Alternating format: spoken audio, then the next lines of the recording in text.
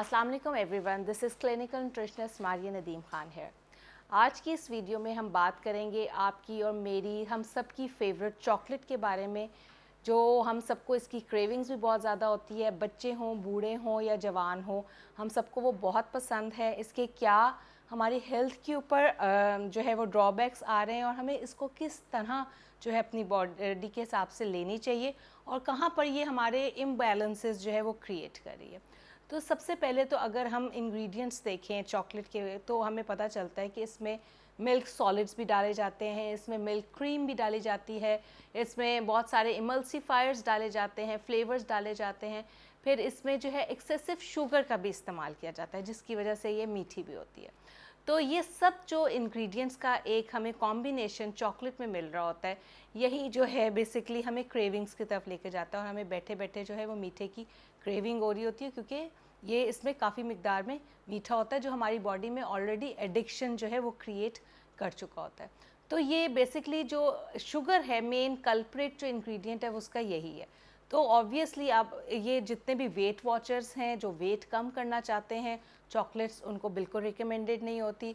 जो हमारे डायबिटीज़ के पेशेंट हैं उनको ये बिल्कुल रिकमेंडेड नहीं होती, क्योंकि इसमें काफ़ी मिकदार में जो है वो चीनी पाई जाती है।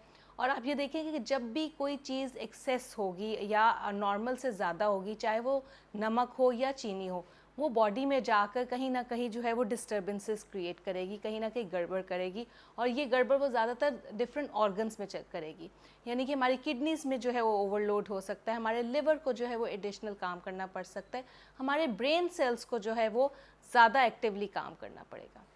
अब हम अगर बात करें कि इसके हार्मोनल इम्बैलेंसेस के साथ क्या लिंक बनता है, तो बहुत स्ट्रॉन्ग लिंक बनता है। हमारी जो ब्रेन है उसके अंदर न्यूरोट्रांसमीटर्स जो हैं वो प्रोड्यूस होते हैं, जो हमारे डिफरेंट रिस्पॉन्सेज के साथ उनका लिंक बन रहा होता है, जिसमें बहुत इंपॉर्टेंट है सेरोटोनिन लेवल्स हैं, हमारे डोपामिन लेवल्स हैं, जो कुदरती तौर पे हमारे ब्रेन में डेवलप हो रहे होते हैं।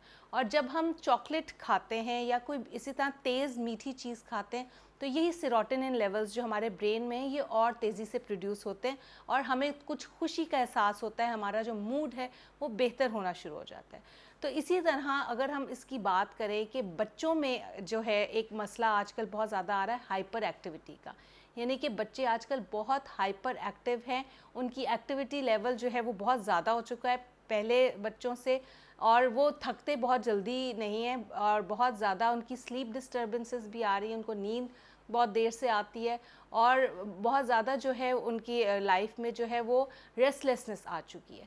तो इसका ताल्लुक भी तेज़ मीठी चीज़ों से, जिनमें चॉकलेट जो है बहुत ज़्यादा हमारे बच्चों में पसंद की जाती है।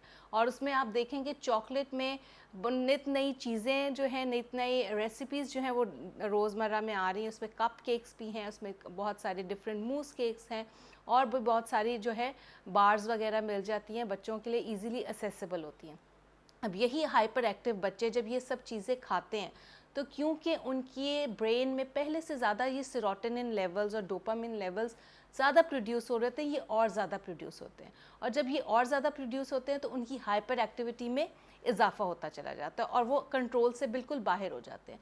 तो सबसे इम्पॉर्टेंट यही होता है कि उनकी डाइट से ये वाइट शुगर इनटेक को रिड्यूस किया जाए, जिसमें जिन चीज़ों में जैसे कि चॉकलेट में बहुत ज़्यादा एक्सेसिव अमाउंट में शुगर आ रही है और मिल्क सॉलिड्स की फॉर्म में आ रही है, इसको जो है वो हम डिस्करेज करते हैं। और जैसे जैसे इन बच्चों की डाइट के अंदर इस चीज़ को कम किया जाता है, इनकी हाइपर एक्टिविटी कुदरती तौर पे रिड्यूस होना शुरू हो जाती है। फिर इसके अलावा आपको मैंने बताया था जिसमें सैचुरेटेड फैट्स होती हैं, जो कि हार्ट पेशेंट्स के लिए उतनी अच्छी नहीं है। तो हार्ट पेशेंट्स के लिए भी चॉकलेट बिल्कुल एक अनहेल्दी स्नैक का काम करेगी। तो उनके लिए भी जिनका कोलेस्ट्रॉल बढ़ा हुआ है, जिनका एलडीएल लेवल्स जो हैं वो बढ़े हुए हैं, उनको भी चॉकलेट बिल्कुल रिकमेंडेड नहीं होती। अब आप लोग सोच रहे होंगे कि अगर हम चॉकलेट ना खाएं तो फिर इसका कुछ ऑल्टरनेटिव भी होना चाहिए। तो बिल्कुल इसका ऑल्टरनेटिव हमारे पास डार्क चॉकलेट की फॉर्म में आता है। जितने कि एक सिंपल स्वीट चॉकलेट के नुकसानात हैं, डार्क चॉकलेट के हमारे पास कुछ हेल्थ बेनिफिट्स भी हैं। तो जो वेट वॉचर्स हैं या जो डायबिटिक के पेशेंट्स हैं या जो हार्ट के पेशेंट्स हैं, जब उनको मीठे की क्रेविंग्स हो और उनका चॉकलेट का खाने का दिल करे, तो वो डार्क चॉकलेट को मॉडरेशन के अंदर अपनी डाइट के अंदर इस्तेमाल कर सकते हैं। अब वो इसको किस तरह, क्या इसकी टर्म्स एंड कंडीशंस है, उसमें आपके पास 50 to 70% जो है डार्क चॉकलेट के अंदर कोका होगा तो वो आपके लिए बेनिफिशियल है। इसके अंदर हमारे पास एंटीऑक्सीडेंट्स भी शामिल है, मैग्नीशियम, कॉपर और काफ़ी जो है वो न्यूट्रिएंट्स भी शामिल है, माइक्रो न्यूट्रिएंट्स शामिल है जो हमारी हेल्थ के लिए, हार्ट हेल्थ के लिए अच्छे हैं, हमारी ब्रेन हेल्थ के लिए अच्छे हैं। तो मॉडरेशन इज़ द की है, हमेशा एतदाल में रह के कोई चीज़ खाई जाए तो वो आपको नुकसान नहीं देती। इसी तरह अगर आप डार्क चॉकलेट का जो है अपनी डाइट के अंदर एतदाल में रखेंगे तो वो आपको इंशाल्लाह बेनिफिट्स ही देगी और आपकी जो शुगर क्रेविंग्स है उसको हेल्दी तरीके से सेटिस्फाई करने में हेल्प आउट करेगी। इसके अलावा आप लोगों के कोई क्वेश्चंस हो तो आप मुझे इनबॉक्स कर सकते हैं। Thank you so much.